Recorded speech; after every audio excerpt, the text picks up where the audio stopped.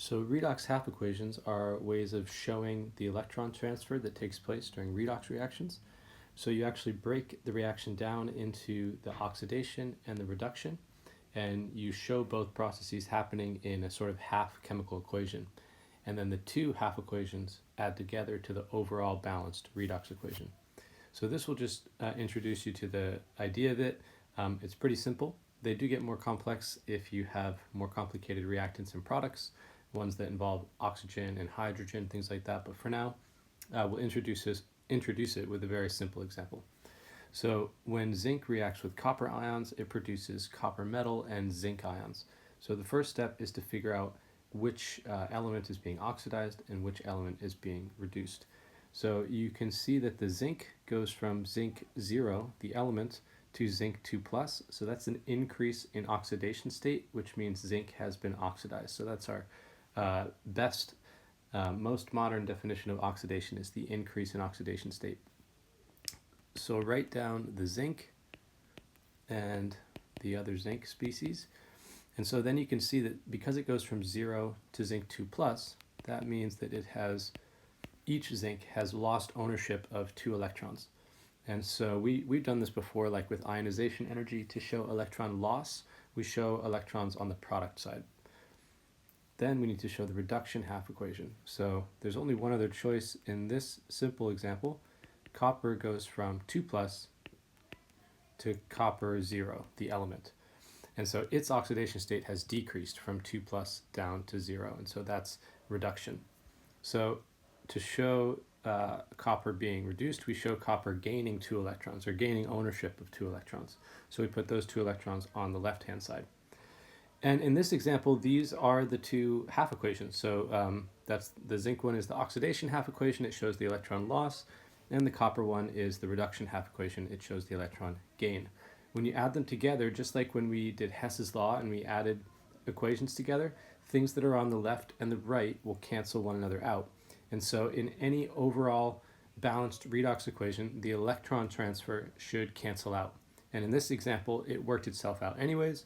We have 2 electrons being lost, and those same 2 electrons are being gained, and so it cancels. And so the overall balanced redox equation is zinc plus copper 2 plus makes zinc 2 plus and copper.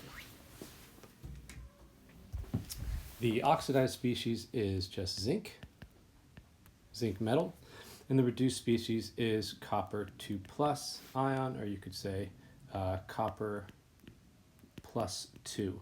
It's usually important when you identify what's been oxidized and what's been reduced that you identify the element. It's always a specific element in a particular oxidation state. So in this case, it's copper in its plus 2 state that's been reduced, not copper metal. If you just said copper, you might not get credit on this one because copper metal is not being produced. Is not being reduced. It's being produced. So it's copper 2 plus that's being reduced, and it's zinc metal that's being oxidized. So you could just say zinc, or you could say zinc in a 0 state. Okay, on the next one, still a fairly simple example, but just to show you what you need to do in terms of balancing the electrons. So oxidation, I can see that the copper is increasing its oxidation state, and I need 2 electrons here. Notice that these half equations are balanced for atoms and they're balanced for charge. So on the left-hand side, I have 1 copper. On the right-hand side, I have 1 copper atom. But in terms of charge, on the left-hand side, copper is neutral. So on the right-hand side, overall, I have 2 plus and 2 minus. So there's still no overall charge on the right-hand side of this equation. And that always needs to hold true for any half equation and any full equation. Atoms need to be balanced and charge needs to be balanced. So reduction is the Ag plus becoming Ag metal, silver. So that's a 1 electron gain. Now, in terms of balancing, we can see at this point that 2 electrons are being lost, but only 1 electron is being gained. So if you just looked at the atoms up here in this equation, it might have looked like it was balanced because there's 1 silver on each side and 1 copper on each side. So traditionally, we balance equations just by looking at atoms. But now we can see with the electron transfer that actually it's not balanced. So I need to multiply this whole equation by 2. because in any redox equation, if you lose 2 electrons, you need to gain 2 electrons. The electron loss and gain always needs to match out, just so that they're balanced, and that the electrons cancel out of the overall redox equation. So now I can have my overall balanced redox equation as copper plus 2 silver plus ions becomes copper 2 plus and 2 silver metal. Put our states back in. This is a single replacement reaction, a metal added to the solution of another metal. Okay, the oxidized species again is copper. We could say copper 0, it's copper in its element form. The reduced species is Ag plus.